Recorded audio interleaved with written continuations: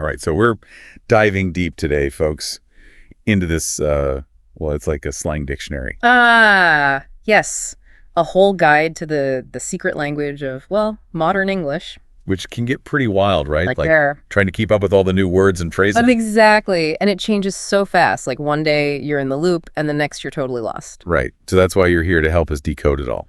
Well, I'll do my best, not just the words themselves, but like what they tell us about, how people communicate these days. Okay, so our slang dictionary, it's broken down to these different categories, like general slang, internet slang, relationships, even work slang. Seems pretty thorough. And it looks like in this general section, there are words like lit, chill, vibe, and goat. Yeah, I feel like those are pretty common, right? Like I hear those words all the time. Definitely. But I think there's more to them than just being, trendy. For sure. So like what makes those words so popular? Well, think about it. Lit and chill are short, right? Impactful. They get the feeling across really quickly. Yeah, that's true. It's like instead of saying that party was incredibly exciting and energetic, you can just say that party was lit. Exactly. And chill, it suggests like a relaxed, easygoing vibe. Which I guess a lot of people are looking for these days. Probably. Especially in a world that feels, kind of hectic and stressful. And then vibe, it's like everything has a vibe now.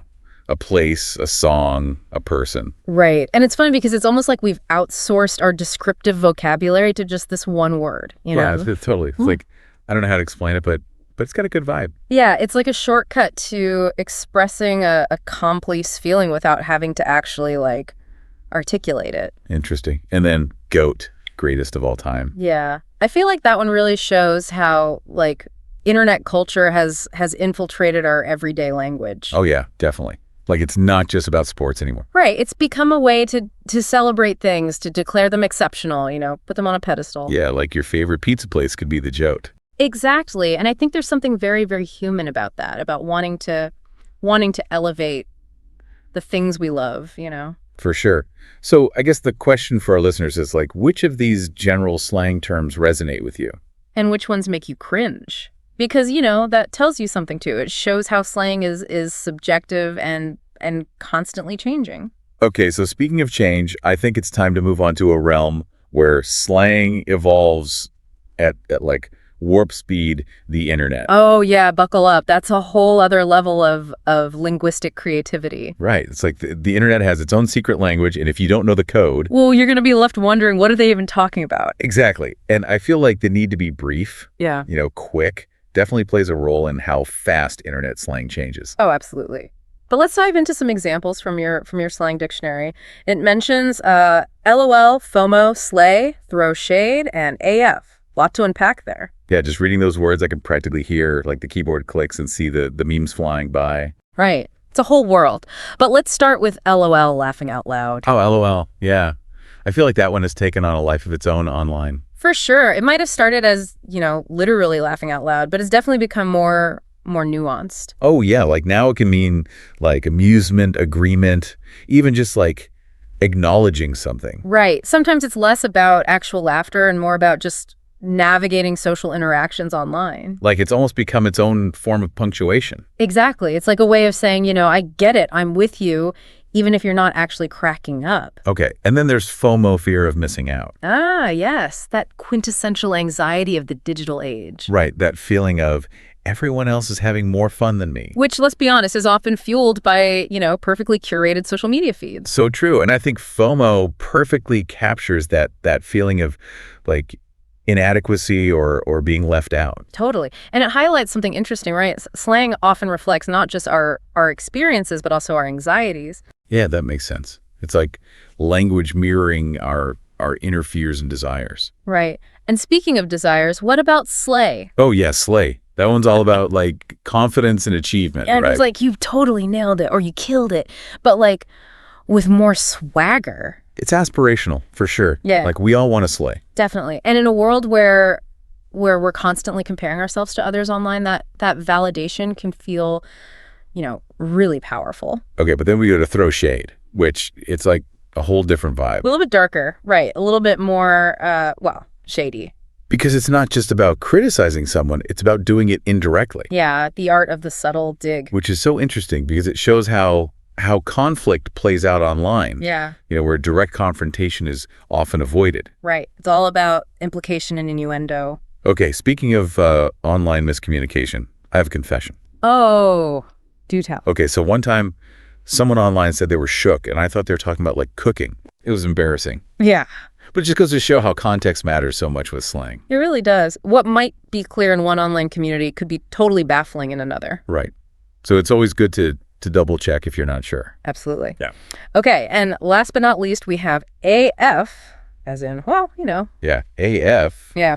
Is there even anything to analyze there? It just amplifies everything, right? Yeah, I mean, on the surface, yes, it's all about emphasis, turning the volume up to 11. Like the linguistic equivalent of using all caps. Exactly. But I think it also speaks to our need to express intense emotions online, to break free from the limitations of language. So it's like this feeling is so big, I need extra strong words. Exactly.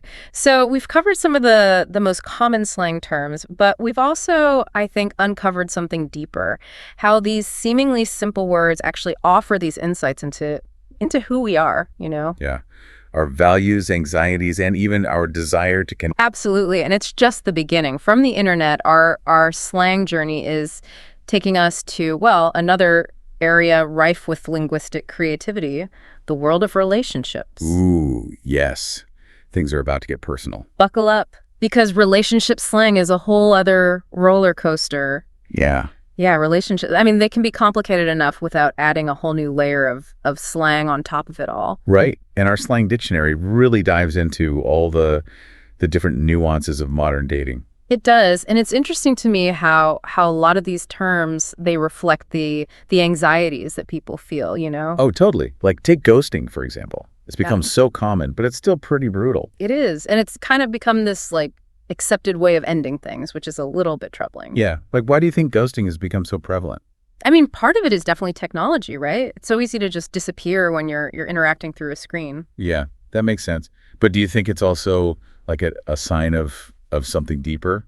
Maybe. Like a fear of confrontation or a lack of, emotional maturity. It's tough to say. But then there's benching, which, I don't know, it almost feels worse. Oh, benching. Yeah, that one's rough. It's like being stuck in this weird limbo, Mm-hmm. You're not quite in the relationship, but you're not completely out of it either. Right. And it's so common now with, dating apps and social media. People have so many options, so they're hesitant to fully commit. It's like they're keeping their options open just in case something better comes along. Exactly. Which I guess speaks to a certain fear of missing out, right? Totally. And maybe even a fear of vulnerability. Right. It's interesting how all these slang terms, they can reveal so much about, how people approach love and relationships. For sure. Okay. But it's not all doom and gloom of the relationship section. There's some cuter terms in there too. Well, yeah, like lay and ship. Those are fun. Right. Bae is just a sweet way of referring to your significant other, but ship, that one really shows how much we get invested in other people's relationships. Especially online. Like, we're all about shipping our favorite celebrity couples. Like, we're rooting for them to succeed, Yeah. We want to see their love story play out. And there's something kind of sweet about that, right? Like, it's this shared desire for love and happiness. It is. Okay, but let's shift gears for a moment and talk about another area of life where slang is super prevalent. The workplace. Oh, yeah. The workplace. That's a whole other linguistic landscape. Right. Our slang dictionary has a whole section dedicated to the language of like hustle, ambition, and of course, the dreaded dead-end job. Kind of makes sense. I mean, work is such a big part of our lives, so naturally it's going to have its own set of slang terms. Totally. And I feel like a lot of these terms reflect the changing nature of work these days. Yeah, absolutely. Like take hustle, for example. It's become more than just a verb. It's like a way of life. Right. It's all about like working hard, being ambitious, creating your own opportunities. And it can be inspiring, Yeah. But it also speaks to the anxieties that a lot of people feel about job security and financial stability. Yeah. In a world where like the traditional 9-to-5 job is becoming less common, people feel like they have to hustle to get ahead. For sure. And the rise of the side hustle is a perfect example of that. Oh, yeah. It's like everyone has a side hustle these days. It's true. And it makes sense, right? People are looking for ways to supplement their income, to be more independent, to have more flexibility. And then on the flip side, you have the dead-end job. Ugh, yeah, those are the worst. It's like that feeling of being stuck, you know, of not having any opportunities for growth or advancement. Which I think speaks to a larger societal issue, right? About the lack of fulfilling and well-paying jobs for a lot of people. So it's interesting how work slang can be both like aspirational and kind of depressing at the same time. It's true. It reflects the complexities of the modern work experience, the hopes, the fears, the struggles. Yeah, it's all in there. Okay, so for our listeners who are navigating the world of work, what do you think they should keep in mind about slang? Well, I think it's important to be aware of the different connotations that words can have. Right, because what might be considered like positive in one workplace culture could be seen as negative in another. Exactly. So it's always good to pay attention to the context and to ask questions if you're not sure. Okay, so we've covered general slang, internet slang, and even work slang. But there's one more category in our slang dictionary that I think is particularly fun. Oh, yeah. What's that? It's the wild card round. It's all the terms that didn't quite fit into the other categories but are still super interesting. Okay, I'm intrigued. What kind of words are we talking about?